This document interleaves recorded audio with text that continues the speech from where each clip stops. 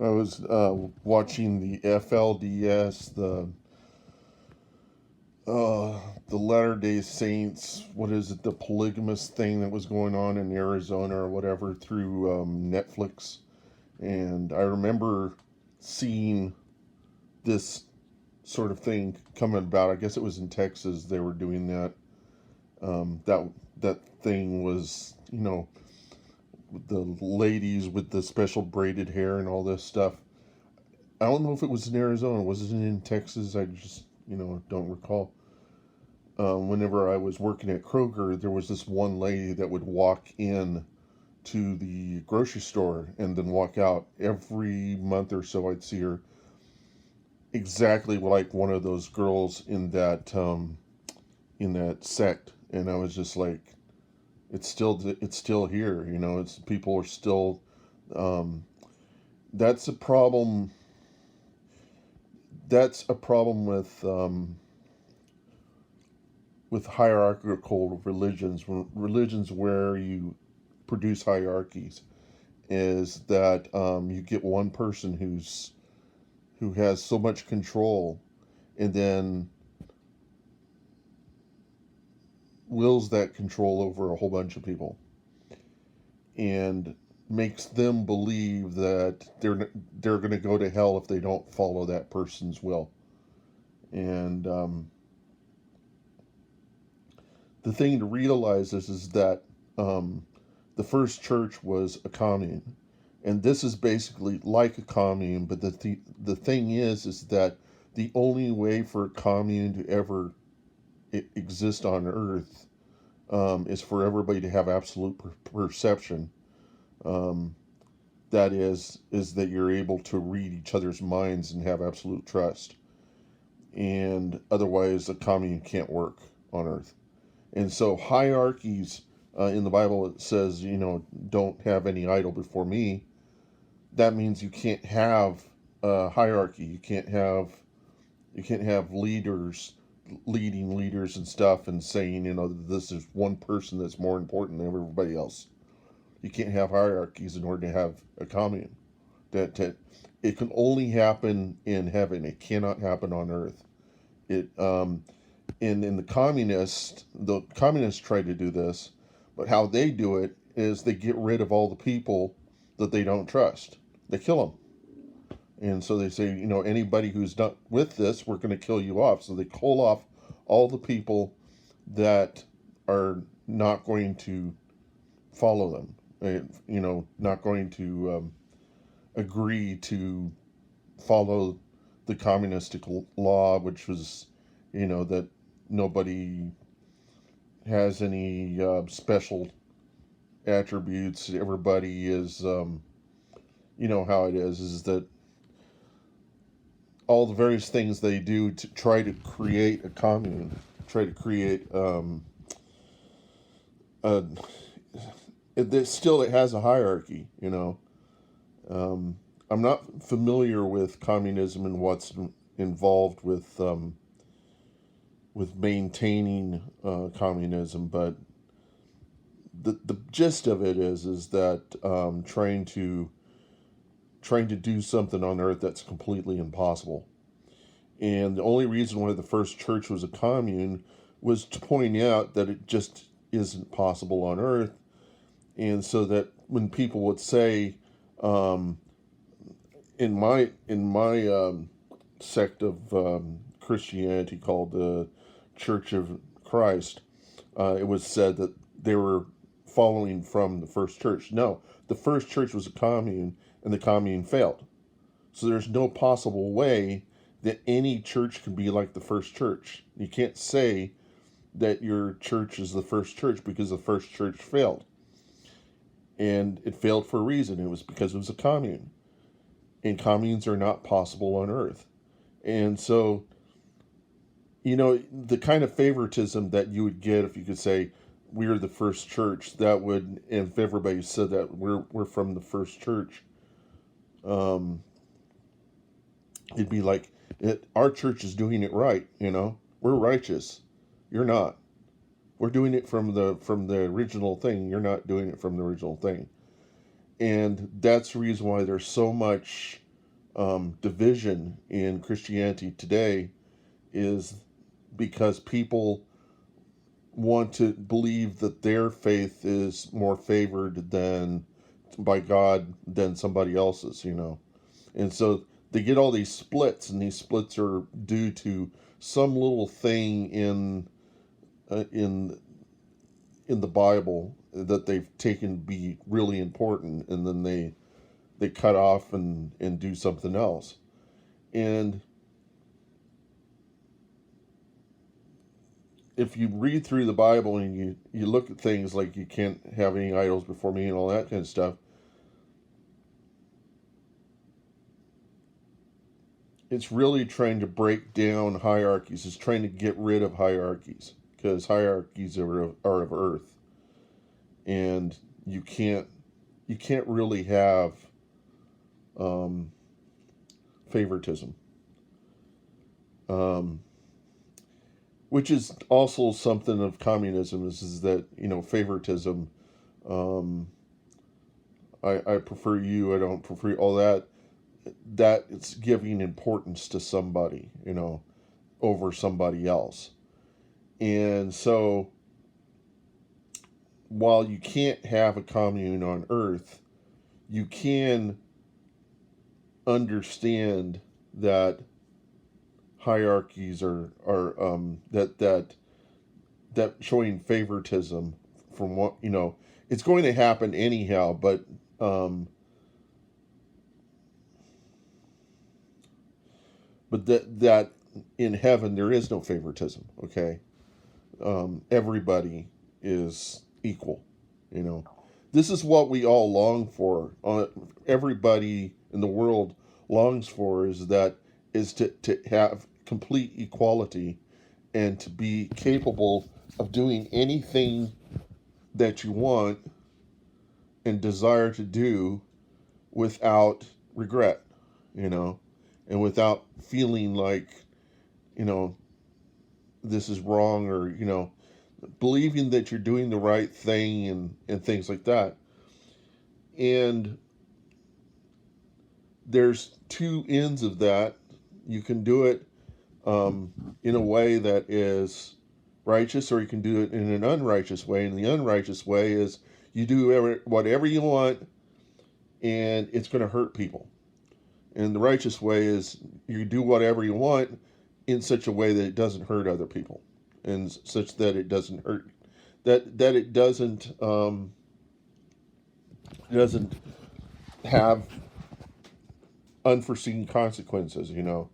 And the Bible kind of outlines the proper behavior, and it's not that people can follow that. That's completely impossible for people to follow it. So you have a certain amount of grace. God's grace covers what you're not ever going to be able to do really well. And the people that believe you can be made, you can do things perfectly. um, Nobody's perfect, and that's what the 10 Commandments is really just there to say, is that even if you had 10 rules, you couldn't follow them all. You're designed to fail. um, there's no possible way, and so the thing is here is it's a test to see if you can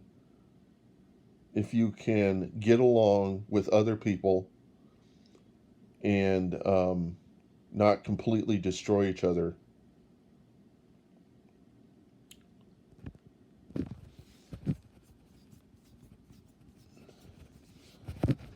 And I'm thinking about the day today while I was playing video games, and I was saying some rather evil stuff, and it was only because I was really frustrated, and I thought to myself, how in the world can I say such bad things um, while playing this video game? And I'm not perfect at all myself. I'm completely off, but I can see certain things as being important, and according to what I've seen in the Bible, I've read in the Bible. and I've kind of gone without the Bible for such a long time. I don't. It's the thing is that anything I read in the Bible, it tends to strike with me so hard that it can really freak me out for like weeks. So it's kind of like I've got the gist of it, and I can you know, how much more do I really need of this in order to really, um, in order to like be myself, you know, or to, and the other thing is that you can't ever be completely sure that you're going to be saved or whatever is going to happen after death, and you just leave that be and you just go on with your life. You know, it's just how everybody lives. You know, you just go on and do your best. That's all you can do. And it may not be your best all the time, but you know, I believe the mustard seed of faith is just getting up every morning and going forward, doing whatever it is that you got to do that day. Um, I'm kind of at the end of that, and that I'm pretty much a on the level of being what do you call them? Somebody who just is into pleasure all the time. So I'm not right at all. But I don't know. That may just be my own thing. But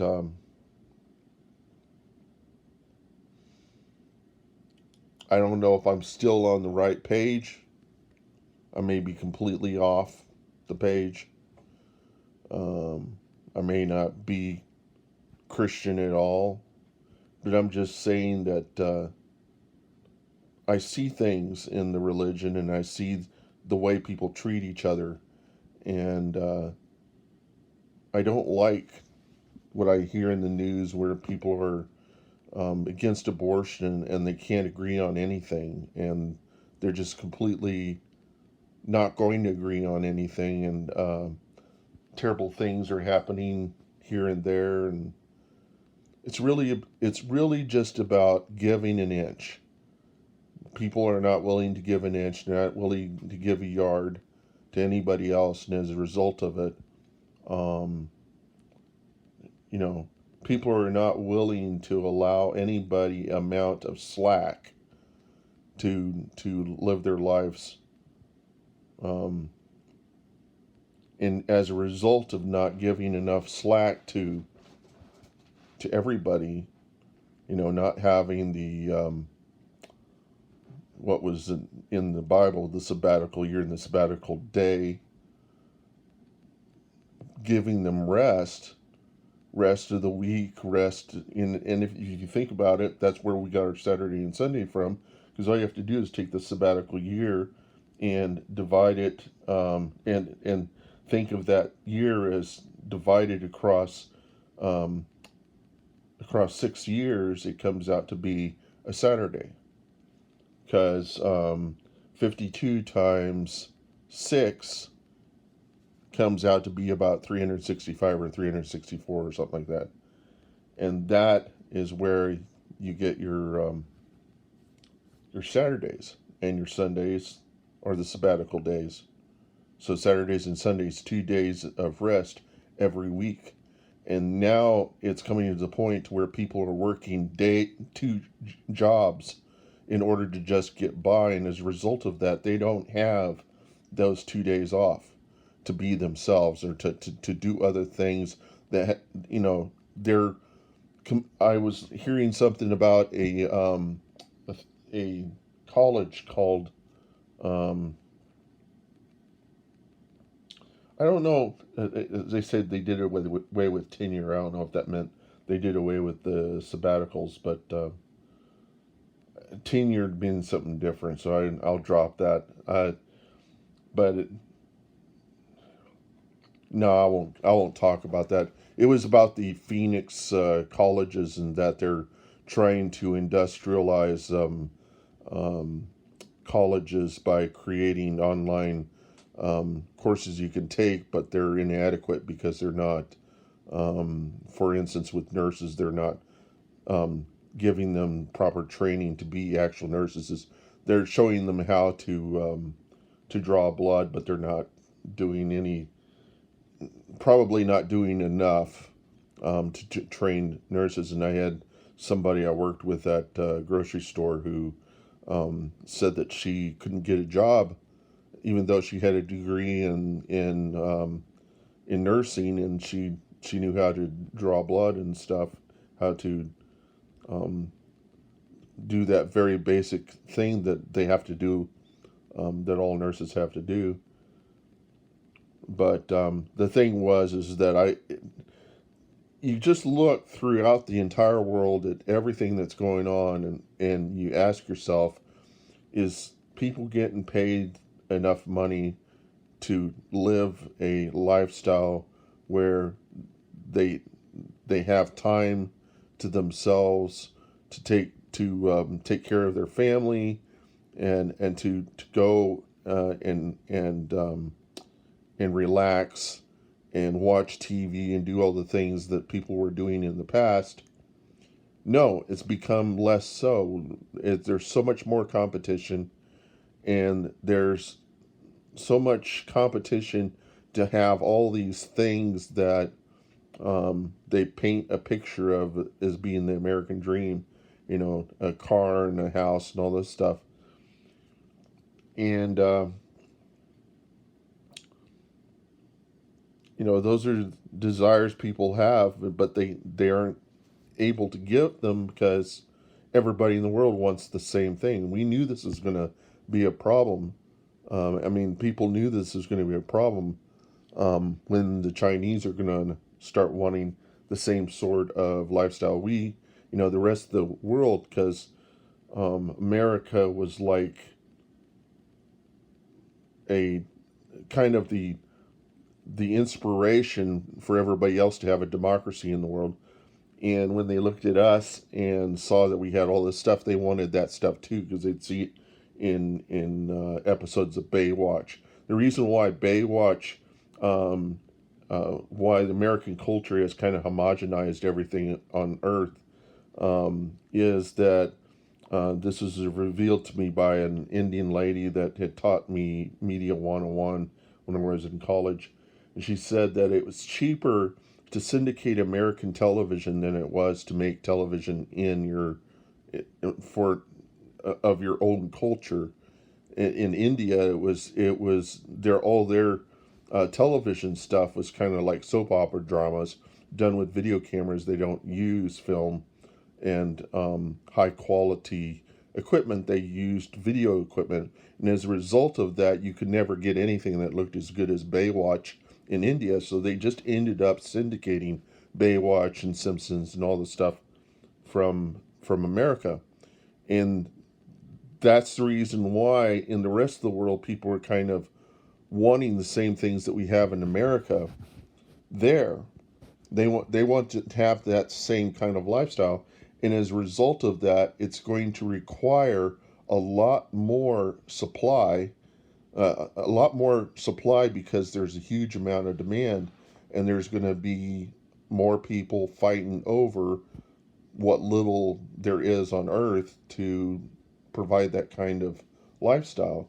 And that's the reason why we're having to come up with something other than oil or coal to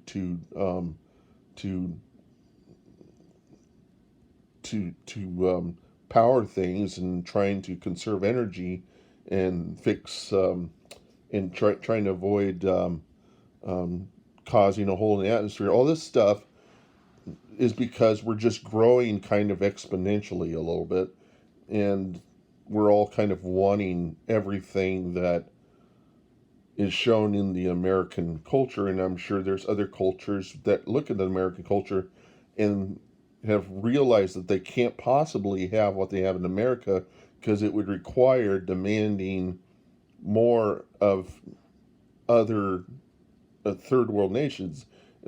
How America got to be the way it is by extracting and exploiting the resources in other countries. That's the reason why we'd have wars with these countries, is so that we could take them over and extract their resources. But people in America are completely unaware that this stuff goes on, and it does. And it's it's not a liberal thing. It's just the fact of the matter is that when there's demand, you're going to look wherever you can find the source for the supply. And in America, there's just so much materialism here that it's at the cost of other worlds. It's helping. We thought it was helping China, but what China was doing to its own people was that they were hoarding much of the value of much of the you know they were taking about I think it was like $100 billion, and they were spreading that value through their paper, their money, their currency among the people, and 90% of their value, like a good trillion of the amount of value, the money that they had in their country, was going into the government. And so the people are always kind of, there's no chance for them to ever have a democracy. And China's completely against that.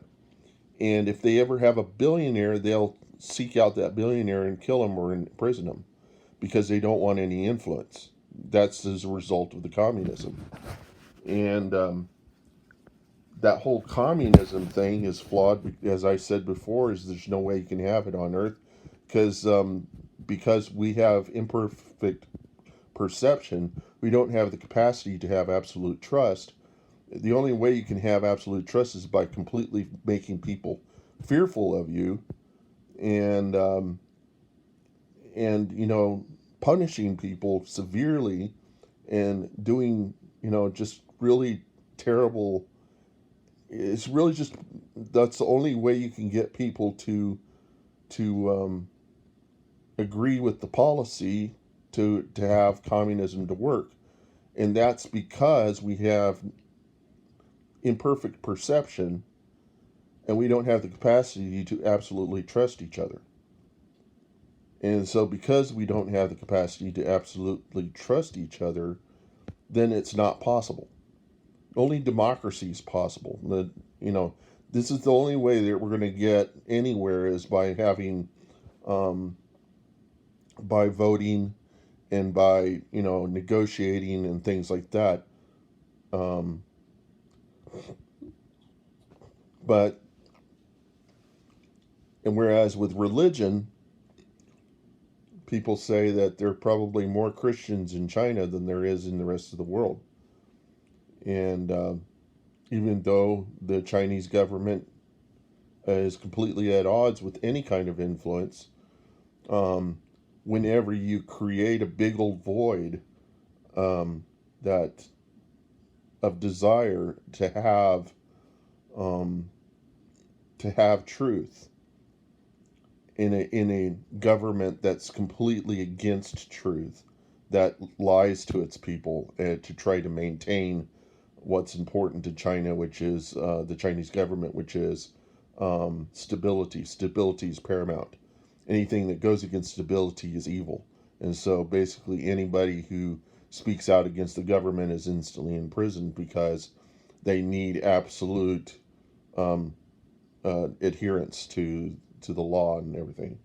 And so, because of that desire to have truth, or to have some way of to have a faith, to have a God, to believe that things will get fixed, and to believe there is a right way to do things. All that stuff, it become very desirable, and so you're out seeking for a religion or something that's going to be able to satisfy the things that are in the unknown, things that science can't explain, things and to develop also relationships with others that are stronger and loving and don't use um, don't use hatred to retain their cohesiveness, that don't use hard-handed tactics, fascism. They don't use fascism to maintain. And fascism means fasci. That's the bats that are put together. That's called each bat is called a stick. Is called a fasci, and so that's where fascism comes from. Is using sticks to beat people down into submission. You see, and so um, using fascism in order to get people to stick to the law. Okay, the law of the government and stuff. And the Bible doesn't say to challenge the law, because the king has the capacity to decide whether or not you live or die. And so the Bible could survive. A Christian religion can survive with inside any kind of government, because it's paramount that that you it's paramount that in order to retain um, your faith and being able to live your life, that it is in such a way that you can do it without the government finding out, and that you're not going to go out and protest. If the government can see that you're not going to be a problem to it, then they're going to let you be, and that is kind of the fact, is that we had Christian um, we had these this couple, um, Tynan and Joy Bush, and in Los Alamos, where I'm from, and they went to China and taught English. The Chinese government would let them come in and teach English, but with that they could teach their Christian faith, and so the government didn't have any problem with that, as just as long as they could teach they didn't really come in and moderate what they were teaching. And I think to some extent the Chinese government knew that there were a lot of Christians in their country, that they weren't going to enforce or go out and you know do nasty things to these Christians. They're because the Christianity doesn't it works well with any kind of government, except for a theocracy, like a Muslim theocracy would be very difficult to. I mean, you could have Christians there; they wouldn't be protesting against the government, but anything that the government held as law would look really strange to a Christian. And um, I believe the whole Old Testament was, or a good bit of it, was proof that even if that theocracies are not possible, even when God's involved. When God's involved, things didn't go well, and so it's theocracies can't possibly work. People here on Earth don't have the capacity to be perfect, and and that's because we only have two eyes. We don't have eyes all around. We don't have ears all around. We don't have the capacity to do neural links. Um, Even if we thought neural links could work, they're probably not going to work, because they're just going to be another eye or another. Um, and really, all Elon Musk is doing whenever he's talking about these neural links is he's really trying to make it so that people who have lost eyes and things like that, or don't have the capacity to see or hear, can get those sensory organs back through a neural link. And That's what all that stuff is about. It has nothing to do with trying to get people to be able to read each other's thoughts. Because if you can't, because all he's really doing is he's just putting in another eye. He's just hooking up neurons, the ends, the leaves of a neural network. He's hooking those leaves up to someone else's leaves. You're not hooking up the internal parts of the brain because it'd be practically impossible. You're hooking up a surface on the brain, and that surface is touching to somebody else's surface, and really all it is it's just a kind of an eye onto somebody else's brain, and maybe you'll develop a way of communicating through it, which is like thought, but it's going to be both brains learning to understand each other's conceptualizations, which is not much different than negotiating, than talking with someone and learning how they think about things. So why not do that instead of something that's surgical that's probably going to end up killing you? Because surgery is like Russian roulette. It's a hit or miss thing. It's not always perfect. People believe doctors can cure people. That's a wish. That's wishful thinking. It's not always 100% accurate. There's always a chance. You're always risking something with surgery, and that's. I know a little bit about that too. Whenever you perform surgery, before you perform surgery, you have to fill out certain forms, and the forms basically say you're risking your life with this. There's no guarantee that this will have the right outcome, and you sign those forms, and that's to protect the surgeon and the from malpractice, from a malpractice suit, because according to um, one of my relatives, um, Mr. Joe Garms, this is what happens is that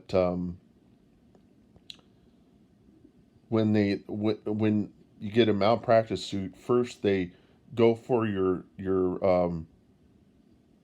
insurance, your legal insurance, and then they go for your practice. They pretty much take the doctor and separate them from their practice and their career and the insurance that would um, help them through a malpractice suit.